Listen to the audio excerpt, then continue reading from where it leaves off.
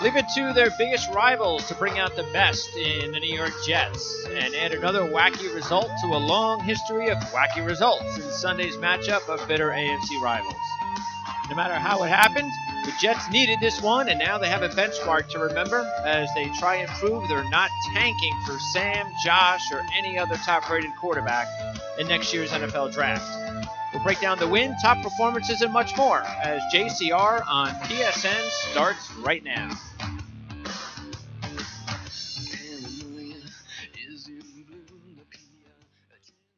All right, it is Monday, the 25th of September, 2017. I'm your host, Greg DePalma, and the New York Jets get a win, 1-2. And to tell you the truth, I think when we talked in the beginning of the season, 1-2 was a distinct possibility. So there's that. What's even more important, though, for the Jets is what we saw on Sunday and some of the top performances from the team. And that included Jamal Adams and, of course, the turning point in the game as well. The clock is down to 1. McCown gets it off. He's throwing long in the near side for Anderson. He's got him into the open field. Touchdown, Jets. No flags. That's right. No flags. And that was an important part of everything that took place, Jan. The fact that the play just before they called a bogus foul. Don't you love those holding calls from the back judge like 30 yards down the field, especially when they're weak calls and it wipes out a 60-yard run from Bilal Powell. But the Jets responded. Big pass from McCown to Anderson, biggest play of the year, and maybe the turning point for them to have hopefully a halfway decent run now that the schedule gets a little bit easier for a few weeks. Yeah, I mean, it was a huge play, as you mentioned, just came right after the 55-yard run by Bilal Powell that got overturned on, as you mentioned, a pretty bogus call. And to me, that play was even more needed, mainly because the Jets had dominated action for much of the first half, if not all the first half, and they needed some kind of big play, but they also needed to get a big touchdown to kind of extend the lead and really take the game and move it from what was a pickup game at that point in time, despite the domination, into one where they extended the lead, was able to, peel their ears back a little bit on defense, knowing that Miami couldn't run especially and was going to be forced to pass a lot more.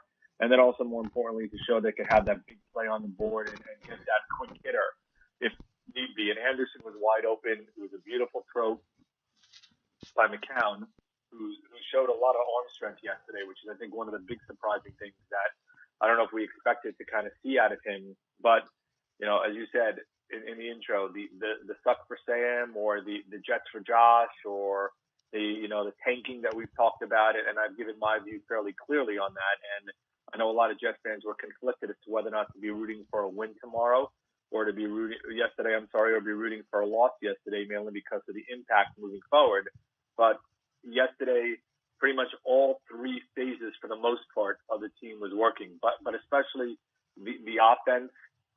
Even though they didn't put up a ton of points, they dominated the action. Defensively, they were phenomenal. And, if not for that last play of the game, they would have pitched a shutout, which I know they wanted to, and kind of a ridiculous call in the end zone on the touchdown also. And Bass could have had the sack there, but he held up thinking that Cutler had thrown the ball. And I think if he had sacked him there, that would have ended the game because they probably wouldn't have gotten another playoff. And special teams was okay. I mean, Cannizzaro went 2 for 3, missed a duck snort of a 45-yard field goal, but converted the other two. Lachlan Edwards was really good yesterday, pinning them deep. Jeremy Curley is still his call for fair catch self, unfortunately. So you could argue a little bit, but I really thought the game plan, both offensively and defensively, and a lot of credit goes to John Morton and Todd Bowles, but especially if you hear a lot of the things that took place Saturday night with everything that's going on, the political maelstrom that's happening in the country, and what transpired on the field yesterday, and everything that Todd Bowles did Saturday night in terms of gathering the team and discussing things and determining the game plan, and also, Woody Johnson's brother, who's now running the team, going into the locker room and meeting with each player kind of one by one and asking them if it was okay if he stood in unity with them during the national anthem. This was a good win for many multiple aspects, unless of course you're hoping that the Jets finish with a top 3 pick and end up with one of those quarterbacks. Yeah, I look, it's way too early in the season for anybody. If I mean, I can't look. I talk about maybe it'd be in their best interest to get off to a slow start so we can see the future in Petty or Hackenberg. But to sit there and if anybody out there in the second, third, fourth game of the season is rooting for losses, so we may be able to pick a court. I mean, that's not a fan. I mean, that's just ridiculous. Again, we talked about this before. Nobody even knows if these guys are coming out. It's not even like Sam Darnold's playing like we all thought he was going to play anyway. He's not having this tremendous start. So we have no idea how good these guys are going to be, even when they do come out into the pros. It's just a silly way of fans thinking if they ever do think like that. But as far as getting a win and what that does to the morale, that's huge because we don't know. That's what we said in the beginning of the season, and this to me was actually what I expected in week 1. I expected them to play better on defense like this. The problem is that we won't know until next week, really know if what we saw on Sunday is more like what we're going to see as opposed to what we saw the first couple of weeks, especially against Oakland, because of the fact that we don't know about Miami. And look, Tampa Bay laid the same egg in the same situation, going on the road after all the emotion of not playing the first week because of being displaced. They have all the emotion week 1, and then they win. And then they go on the road, even though Miami's been on the road even twice. So that's even more so for them. And they laid a complete egg. Matter of fact, we saw about 5 or 6 teams like complete eggs on Sunday, like they didn't even show up. Baltimore didn't show up. Oakland did not show up last night. We can go down the line. You could say that Pittsburgh, to a certain extent, didn't show up either yesterday. Yeah, so there were teams that just did not play well, and that happens. So we don't know if that, because that's not Miami. Miami was terrible. I mean, look, it was a nice win. We're going to ride with that, but we just don't know exactly what this is going to do for the Jets because it's just one game. We'll find out in the next few weeks because when you got a schedule coming up that includes, I don't care what Jacksonville did. The fact is that if the Jets can't beat Jacksonville, they're not going to be a very good team. And then you have Cleveland. And forget about that, because if they can't beat Cleveland the way Cleveland can't even beat the Colts with Jacoby Brissett, then I don't think the Jets fans have to root for first pick. They'll probably get one. Agreed. I mean, we talked a little about, as you said, you kind of expected 1-2. You didn't know how that 1-2 would happen. You can kind of toss everything out the window when it comes to Miami Jets because it's a divisional game. It doesn't really matter in terms of what their records are. I mean, you can't really say the same thing about New England Jets because even though the Jets may get up for New England, New England is still the class of division. But when it comes to Buffalo and when it comes to Miami, in my opinion, you can kind of throw the records out the window when those 3 teams face each other, including the Jets, because it is a divisional game and the teams really want to beat one another. So even if one team is, even let's say 12-0 and the other team is 0-12, you can't necessarily rule against that 0-12 team, mainly because that it doesn't matter what the records are since the teams get up to one another. So it's kind of hard to take a lot out of the win. Granted, a ton of positives out of the win. Kind of the full game you would have loved to seen in against Buffalo, despite the mistakes. I don't know. I wouldn't say Miami quit at all in that game, but I just think the Jets completely outclassed them on both sides of the ball, but especially defensively, that Miami just could not do anything offensively. And you want to put part of that on Jay Cutler. I have no arguments with that because Cutler was pretty horrific yesterday, but I think the team as a whole was just shut down by the Jets' defensive scheme and the way they played yesterday. Yeah, I mean, look, Ajay, who we know has the ability to have a big game, was just completely shut down. 11 carries, 16 yards. Maybe not a coincidence that McClendon only played 12 snaps. So that's a good thing. But the big switch on defense, though, we saw Roberts play more, the veteran, for Burris. We also saw Bass come in, who they had just picked up from Seattle. He played for Tennessee for a couple of years, so he got in on about 16 snaps and made some plays as you mentioned. He was in the backfield a few times. And then remember last week we were talking about what on earth did they go out and trade Dexter McDougal for Terrence Brooks if they're not even going to use him? Even though when he was picked up, we were trying to explain, okay, we didn't like the deal, but this is a Bowles type of player. This seems to be the type of guy he wants in his system. So let's go with it and see what happens. We don't see him week 1. We don't see him week 2. We're getting frustrated. What's going on here? He gets in there week 3, plays about half the snaps on defense, and has probably one of the best games, if not the best game he's ever had in his career as a professional, with the 2 interceptions, including not being faked out on the fake punt. So that is nice to see. It wasn't just like, okay, it's the same guys, but they're actually different guys. I think the only 2 guys that really were the same that played up and above but what we've seen so far was, of course, Demario Davis, and the other was, and we just knew this was a matter of time, and that was Adams. Adams just was tremendous.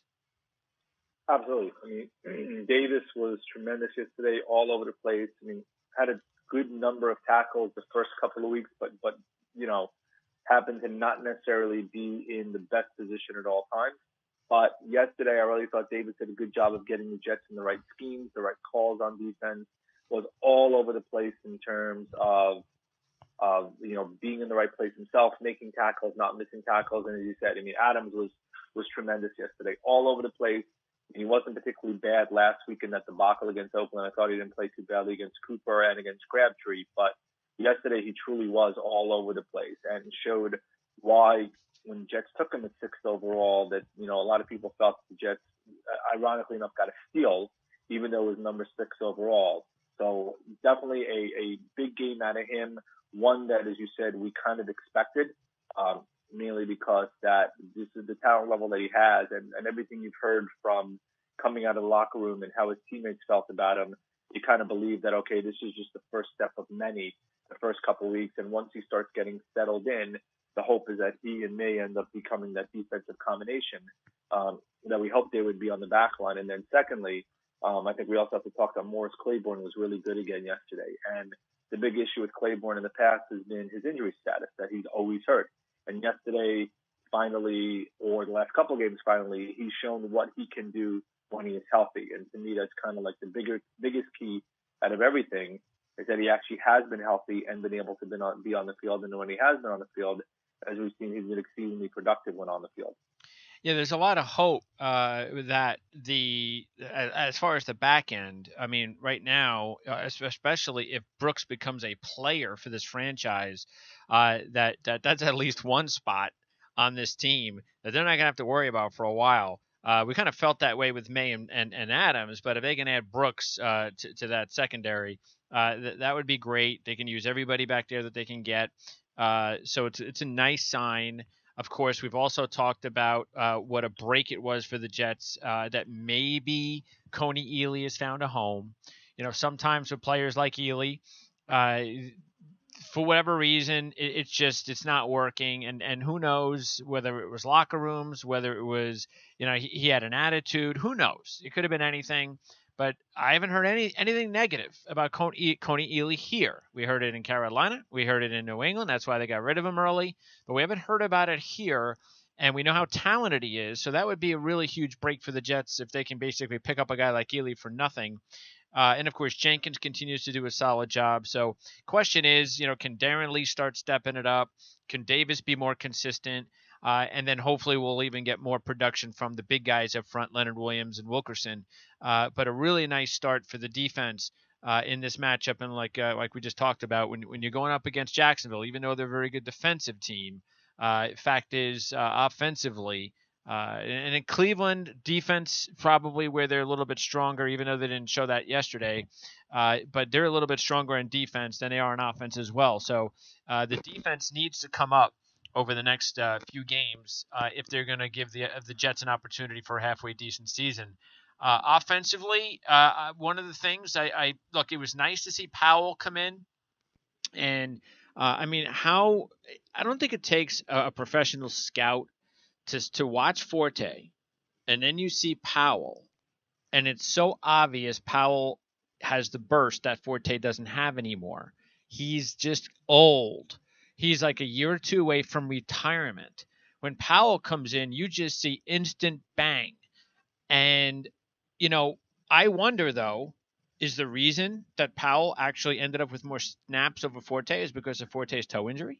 And if that's the case, that's just, again, what is that? I mean, I don't know if there's a strategy there of playing Forte early, play Powell later because he's faster. Maybe it'll trick the defense, the speed, situation. I don't know, but if Forte's got a toe injury and it's for real, and he winds up being questionable all week, maybe this is the excuse the Jets need to start playing Powell as the number one guy moving forward.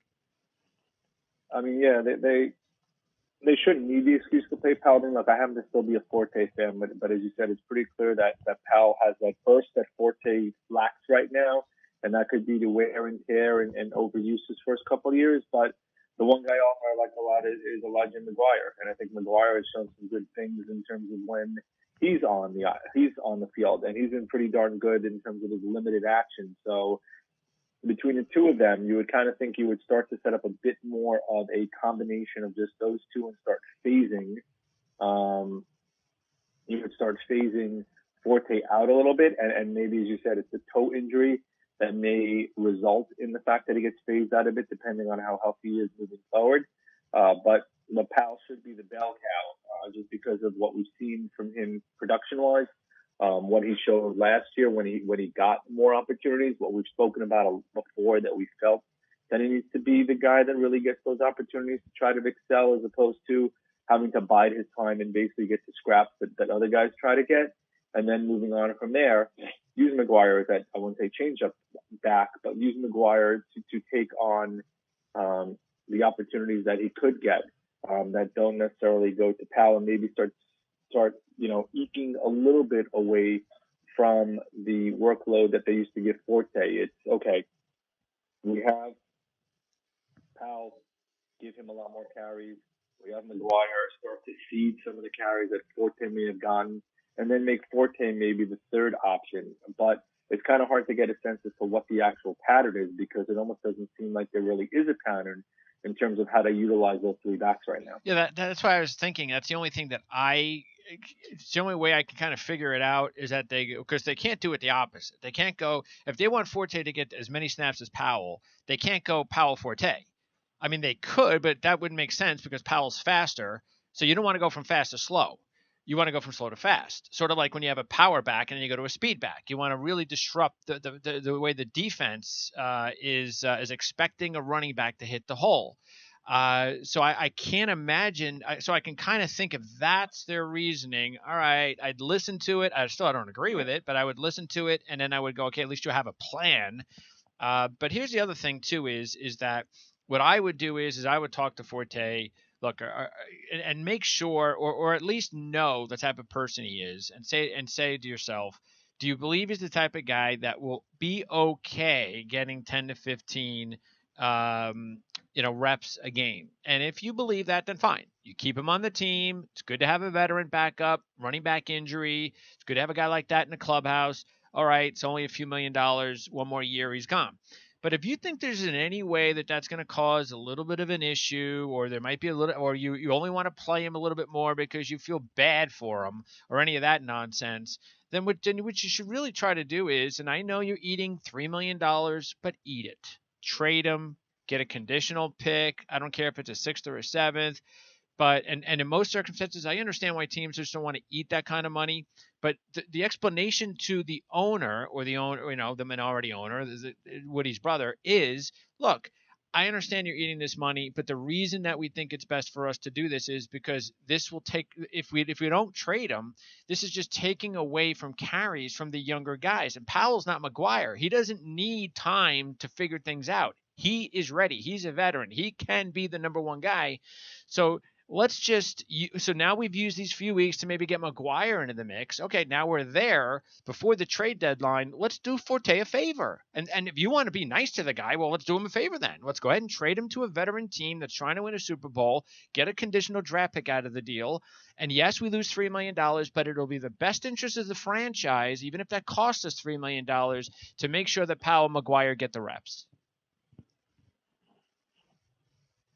Yeah, I mean, I can see them going that direction. Again, we don't see a come the deadline, but you do see a handful of them, and this could be one where if a team views him as a nice option out of the backfield and one of those guys that could be a difference maker in a small role or a platoon role, and maybe give him, a hand like 10 to 15 or 20 snaps a game. Utilize him as the backfield as that change of pace back more so in terms of a pass catcher to go with maybe a bell cow back. If you think about Philly, Darren Sproles just got hurt, and Clemens is now going to step into that role along with the Garrett Blood and the others there. Maybe the Eagles view him as the type of guy that could fit in there. Or if another team has an injury to a running back, maybe they go that route as well and try to find a role for a Forte. But I think we may be a couple of weeks away from the Jets making that decision. So it will depend on kind of how they determine they want to utilize both Powell and McGuire. And we talked a bunch on this podcast that we think that Powell starts to start getting a lot more touches, sort of like he did the second half of last year. Well, look, I mean, my suggestion, I don't expect the Jets to do it. I'll be honest about that. I mean, knowing them, I'd be shocked if they ate the money and they traded Forte or cut Forte for the best interest of the team and for Forte. It's a suggestion. It's something I would think about doing, but I don't anticipate they'll do it. I think it's also very good for the Jets to have Safarian Jenkins in there. Big difference to have him, especially. It was nice right away to see him early in the game start to become part of the offense. And that is not, even though we've said, okay, Ty played better than Tomlinson, but come on. I mean, who wouldn't in that first game? They got nothing out of the tight end position against Oakland. So we've heard everything about Safarian Jenkins during the offseason, about he's a changed man and all that. And it was good to see on the field in a regular season game that it does appear that way. That would be big for the offense. I'm still hoping also that they will start phasing down the reps for someone like Curley and start giving more reps to Stewart and Hansen. Hansen wasn't even active. That's just, come on. I mean, you can't do that. Kid's got to play. He has shown he's shown both of us nothing negative. There's nothing. I mean, he hasn't dropped passes. He hasn't done anything that we've seen that warrants him to be inactive for this rebuilding franchise for Jeremy Curley. Even Peake had 16 reps before the ankle injury. I was happy to see Stewart returning kicks with Raymond cut. We talked about the possibility on the show last week that could happen.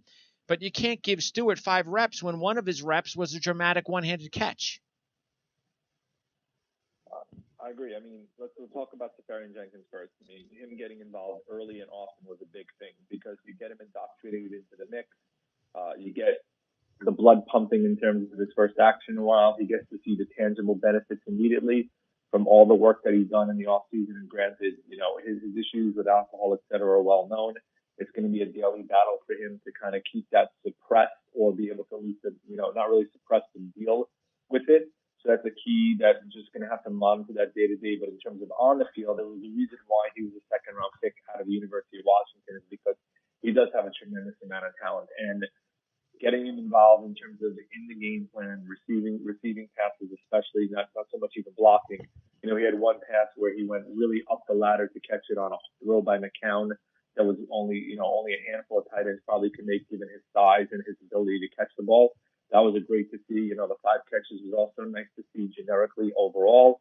We talked a lot already about in terms of what was the benefit of picking up Curley. And if he's just going to fair catch balls, that's great. But he was active yesterday, had 5 catches as well. But as you said, it did come at the expense of having Hansen be activated. It did come at the expense of Arvarius Stewart. It probably came at the expense to a certain extent of Sharon Peake. And then, when Leggett comes back, whenever he comes back from his injury, how do you manage all the snaps with all those guys? Because clearly, Kurtz has to be on the field and Robbie Anderson has to be on the field. So, ironically enough, now there seems to be too many people to feed from the number of snaps that they had, which earlier, about 3-4 weeks ago, before they got Kurtz, there was a big issue as to who was going to play wide receiver. Do you have enough active bodies and productive bodies to fill that position? So now, it's going to be interesting to kind of see how Morton starts scaling back some of the snaps for some of these guys or how he figures out certain combinations. Does he go empty backfield and line up Powell wide? Does he go empty backfield and go with 5 receivers? Does he go 2 tight end sets every once in a while and sits the wide receivers? So Morton's got some additional options that he has, but associated with those options is going to be massaging egos of players that maybe used to being on the field a bit more, savor the rookies. And if those rookies don't get on the field, that retards their development and slows down the development that we need to see out of them to kind of see what we have moving forward with this organization. Yeah, I mean, we can only hope that even if this team is, again, I'm just going to throw in a way, a possible worst case scenario on the development of player situation, that the team's 4-4 at the midway point. Okay, well, that should not stunt the growth and development of playing Petty.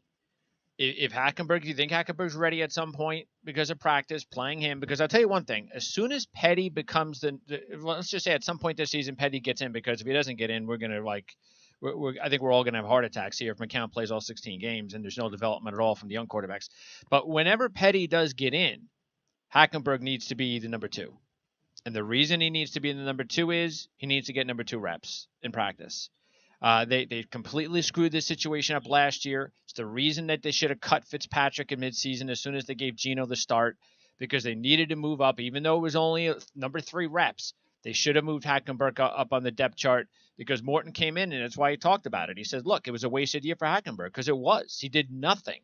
And when you're the 4th string, you do nothing. That's the fault of the coaching staff. So hopefully at some point this season, even if they are 4-4, that you have now played enough games. You have now practiced enough that Stewart and Hansen and maybe even Leggett and all these other young guys, now there's no more excuses about, okay, well, we needed to have McCown in there. We needed to have Curley in there. We needed it because we just had to make sure that these guys understood what they were doing as pros. No more excuses with that. Don't look at 4-4 and get tempted about trying to make the postseason or something stupid like that. Start bringing the young kids in. Start making sure that they get the reps. So right now I'm not going to go too crazy about it, but I just hope that is their plan. And if it is their plan, they better stick to it.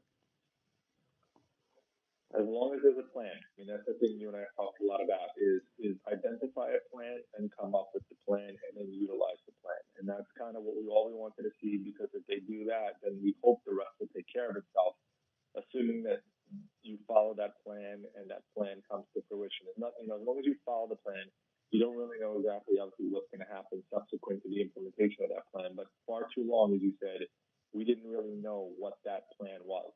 And now it seems, at least to a certain extent, with Morton in place, that there's really a game plan, that there's an idea in terms of how to utilize the talent on this field. But associated with that is determining what that talent exactly is, and then how to go about using that talent moving forward, and not just a one-week thing, but setting up for a consistent level of success by mixing and matching, by having people in the right places, by utilizing all of the personnel, by building towards the future and really evaluating the players to get a true sense of what they can and can't do. Because I think, we all know that the product we see on the field right now is nowhere near going to be the product we see next year or the year after. It's just that's just how the league works in itself. And then B, given that we know that we have to expect lots of changes given to a certain extent, lack of talent in certain positions on the team and the need to augment that talent. But at least the first couple of weeks, you have to like what you see out of Morton in terms of how he moves personnel around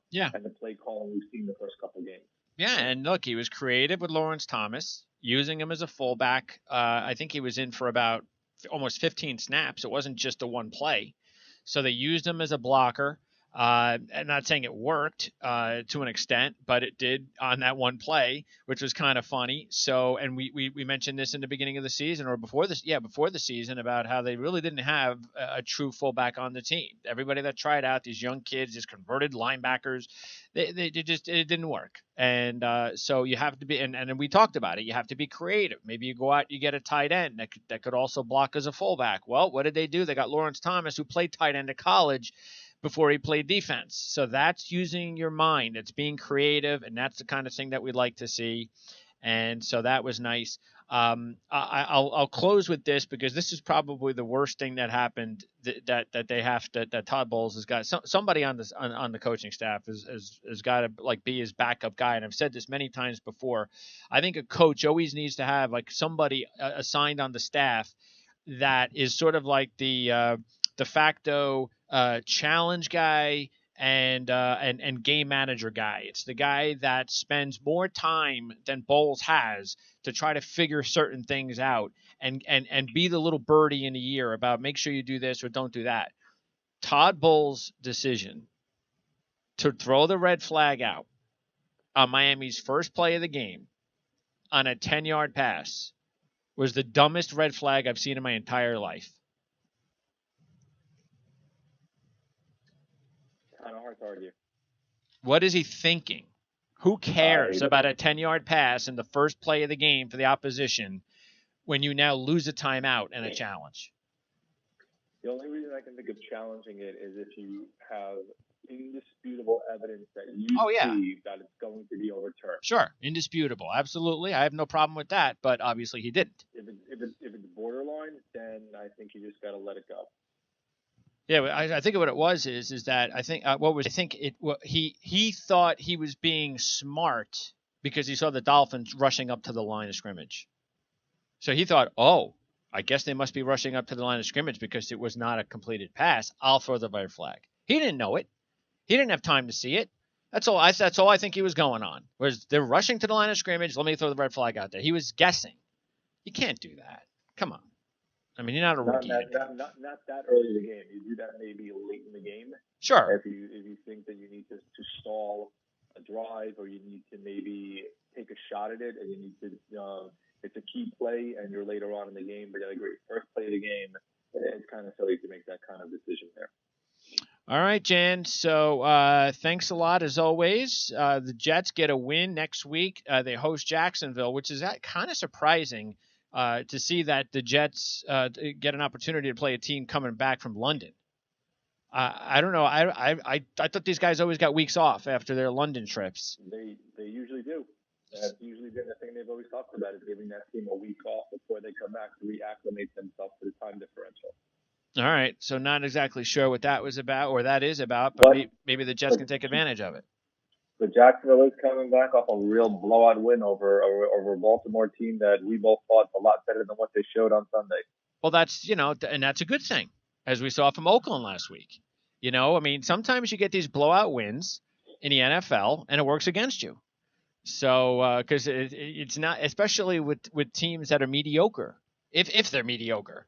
That's what happens. You have really good games, and then all of a sudden you turn around and you lay a clunker. So hopefully after the big game, it'll get to their heads. They'll have a trip from London to the Jets, and it'll work for the Jets' favor. So, and then after that at Cleveland. So just imagine the possibilities if the Jets can get the win on Sunday, going to Cleveland at 2-2. I think fans around New York, at least the ones that aren't trying to tank, would be actually feeling like, wait a second, do we have something going on here? But first things first, let's see if they can handle Jacksonville on Sunday. And did you notice how the crowd was, Jan? In terms of attendance, you mean? Yeah, either way, attendance or I think they were engaged. We've got to remember home opener, which played a difference, right? And the team gave them a reason to get excited. I think the defense clearly set the tone early on, and then the offense kind of caught up. And by the way, how come I don't ever recall Jets and Giants being on at the same time? What was that about? It happens very infrequently. Only maybe late in the year when the team isn't particularly great. They'll sometimes do that, or they expect the teams not to be good and they do that. But yeah, very odd that you'd have both teams on. Usually it's one's at 1 and one's at 4. It's very, very infrequent that those two teams will be playing at the same exact time. All right, Jan, AirJan23. You can follow Jan on Twitter. We'll talk about the Jacksonville game next Monday. Thanks a lot. Enjoy the week, Jan. Same to you. Bye-bye. All right, that's Jan Levine, rotowire.com, and no Jamal Murphy this week. We'll talk to him again later on down the road. Matter of fact, I believe that he is going to be joining me, and one of the reasons that he wasn't with us this week, well, there's a bunch of reasons. One, of course, is fantasy football and his coverage over at the OFN. But the other is this particular week is that I believe that we are going to bring back the Brooklyn Nets show. For any of you Nets fans, we started airing a few months ago. So those shows, those Nets shows, are returning as early as possibly tomorrow. So again, I believe it's going to be tomorrow. Not completely sure. But I'll check with Jamal, and we'll talk about when we're going to air that show, because I think they had media day today. Anyway, that's for the Nets. So we are at this point in time going to talk more about what's going on for the New York Jets next week. On next week's show, the Cleveland Browns after that. And we want to thank Jan Levine, of course, for joining us. By the way, you can order your subscription of Jets Confidential magazine by going online to jetsconfidential.com. And don't forget to follow us for our daily commentary, and our Twitter handle is @PrimeSN. It's also, if you want to participate on the show, you can send us a message through our Twitter account, what you want to talk about, any comments, things of that nature, and we'll bring it up on the show. So, by the way, you can also call Jets Confidential at 800-932-4557 to order a subscription of Jets Confidential magazine. So that'll wrap it up for Jets Confidential Radio. The Our Lads Football Radio Network is coming up at 6 o'clock. We'll talk NFL. We'll talk college football. Not sure if we'll talk fantasy, but maybe we will. And then, of course, a whole list of NFL, college football, and fantasy shows the rest of the week on the Our Lads Football Radio Network. For Jan Levine, I'm Greg DePalma. We'll see you next time right here on Jets Confidential Radio.